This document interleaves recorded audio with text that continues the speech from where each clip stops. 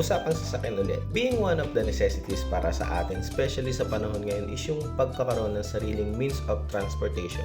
Pwedeng bike, motor, or even sasakyan o kotse.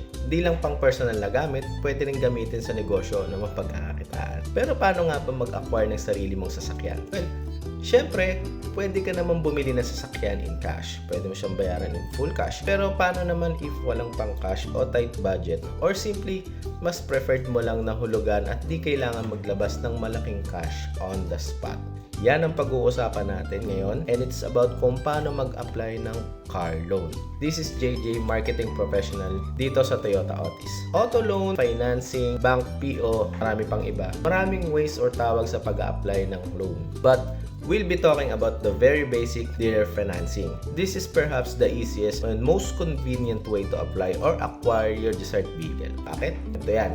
Mapa-employed, business owner, freelancer, online seller, or kahit yung mga tumatanggap ng remittance from abroad, pwede kayong mag-apply for an auto loan dito sa Toyota Otis. Take note, every customer profile or source of income would also require different requirement or supporting documents. So starting with the inquiry, syempre karamihan sa atin, lalo na yung mga first-time car buyer, wala pa halos idea sa mga sasakyan or better yet, sa pag-a-apply ng auto loan. So, the first thing to do is talk with the experts. Here at Toyota Otis, we take pride in providing our clients the best service possible. We call this serbisyong may puso. We make sure that our clients will feel welcome pagpasok pa lang ng pinto. Dito, tutulungan namin kayo mag-decide for the right Toyota car na pwede nyong i-apply, and after that, we're off to the application part.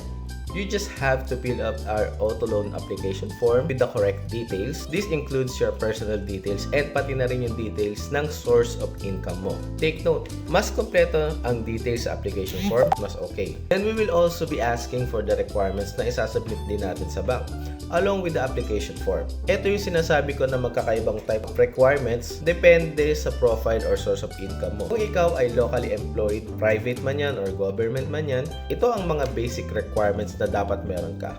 Unang-una, 2 primary government IDs. Pangalawa, yung Certificate of Employment. Primary government ID, ito yung mga ID kagaya ng driver's license, passport, SSS, national ID yan. Mga voters ID, PhilHealth, Pag-ibig, yan yung secondary IDs. Most of the time, ang preferred ng mga bangko is yung mga primary IDs. Yung COE mo naman should be recently issued lang and must consist the details of your position, tenure, pati na rin ang compensation or yung salary. These requirements na kailangan natin i-provide is however not limited, and banks may ask for additional requirements if needed nila to justify your source of income or other details. Other source of income like business owners may provide PTI, business permit or mayor's permit instead of COE.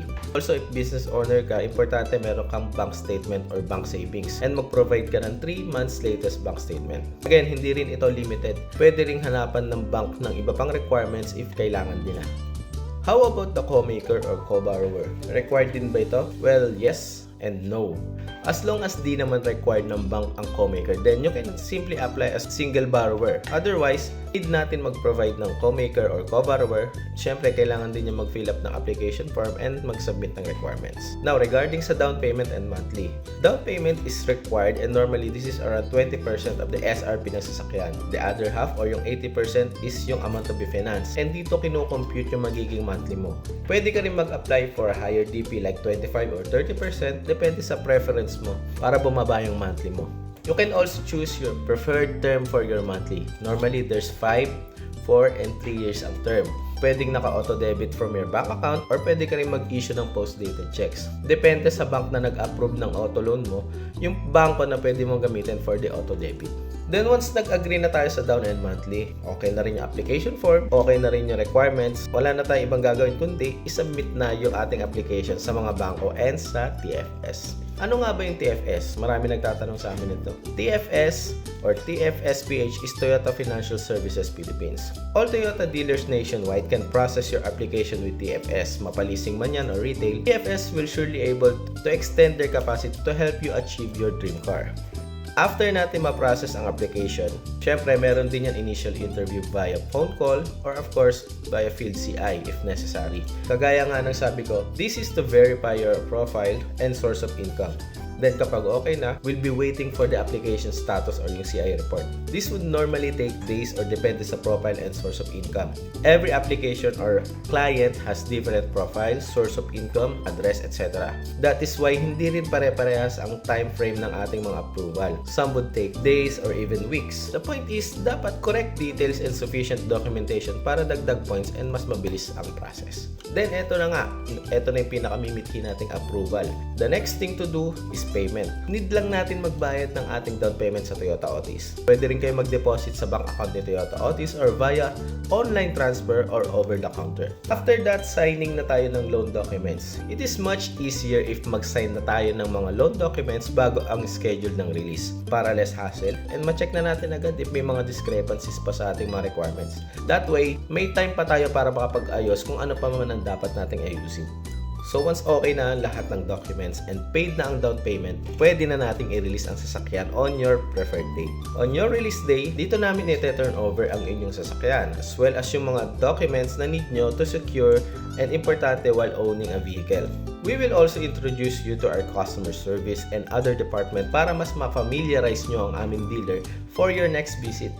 Owning a Toyota vehicle isn't just using the vehicle. Syempre, kailangan din natin ito alagaan at ipa-service or ipa-maintenance dito sa Toyota Otis. Our advice, pay good attention of your vehicle's condition every time. Pay your dues on time and will always keep in touch to support you all the way through. So, yan ang basic process for applying for an auto loan. Minsan may mababago sa process, depende sa sitwasyon, pero in any case, we encourage you guys to always check with us here at Toyota Otis regarding your application concerns. So, this is again JJ Enrile, marketing professional here sa Toyota Otis.